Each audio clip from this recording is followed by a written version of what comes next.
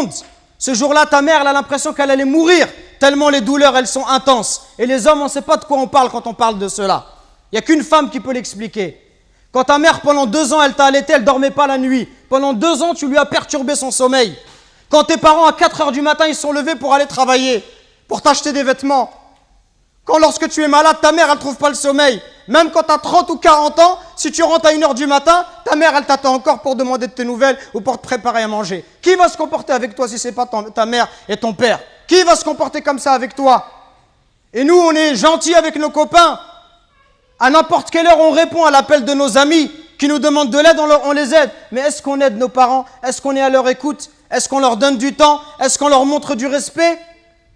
Les anciens, ils disaient, Zayd al-Abidin, le petit-fils de Ali ibn Abi Talib, on lui disait, toi, tu es quelqu'un de très bon avec tes parents, pourquoi tu manges jamais avec ta mère? Il dit, parce que j'ai peur, si ma mère, elle voit dans l'assiette quelque chose qu'elle a envie de prendre, et si je le prends avant elle, j'ai peur qu'Allah, il compte cela comme la désobéissance. Et il disait rien d'étonnant à cela. Il disait, ceux qui ont vécu avant nous, ils considéraient comme un manque de respect envers les parents que d'habiter au premier étage et que de laisser habiter les parents au rez-de-chaussée. Regardez jusqu'où ça allait. Allahu Akbar.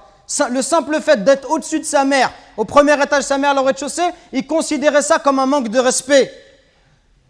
Et d'autres chez les Sahaba, ils disaient, quand il y avait un scorpion qui est rentré dans un trou, il a mis sa main et il s'est fait piquer. On lui dit, pourquoi tu mets ta main alors qu'il y a un scorpion? Il dit, parce que j'ai peur que ce scorpion il sorte et qu'il ne pique ma mère. Regardez le respect. Et regardez aujourd'hui l'attitude des enfants envers les parents. Regardez ne serait-ce que le regard, les yeux.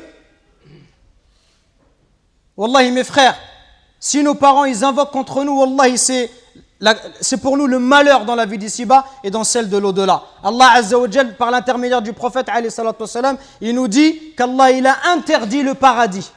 Interdit le paradis à celui qui désobéit à ses parents. Donc attention mes frères, à ne pas causer du tort à nos parents, à ne pas leur manquer de respect, mais soyons plutôt à leur écoute, soyons plutôt bons, miséricordieux pour eux. Et ceux qui doivent le plus profiter de notre générosité, de notre douceur, notre bonté, notre bon comportement, les premiers à profiter de cela, ça doit être nos parents.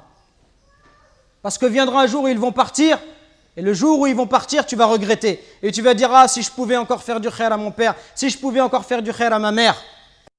Nous récoltons vos dons pour la construction d'une nouvelle mosquée à Longjumeau. Walillahi alhamd. Barakallahu fikum. Qu'Allah il accepte ces dons de votre part. Et continuons, Inch'Allah. Et bi'idhnillah, dans pas longtemps, on espère avoir de bonnes nouvelles. Qumu ila salatikum yarhamni wa yarhamkumullah.